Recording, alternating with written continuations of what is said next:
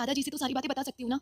लेकिन फिर कुछ सोचते हुए उसने नाम ही सिर हिलाया और बोली, मुझे अब किसी से कुछ नहीं कहना चाहिए। वैसे भी अब 1-2 दिन की ही बात है।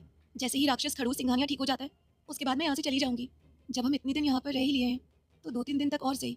लेकिन अब हमें 1 मिनट के लिए भी अरमान सिंघानिया के आस-पास नहीं रहना होगा, क्योंकि अगर हम उसके आस-पास रहे, तो वो अपनी हदें पार कर सकता है। ये कहते हुए आस्था को बहुत गुस्सा आ रहा था और अब वो चुप होकर अपने बीते दिनों को याद करने लगी। वहीं अरमान के ऑर्डर देने पर वो तीनों आस्था को हर जगह ढूंढने लगे। रश्मि, आकाश, सुमित, दादाजी, उन्होंने सबका कमरा देख लिया था, लेकिन उन्होंने किसी से पूछा नहीं था कि आखिरकार आस्था कहाँ है। वहीं इस वक्त अरमान अपनी स्टडी रूम के बाहर अपनी सभी सिक्योरिटी गार्ड्स के सामने खड़ा था।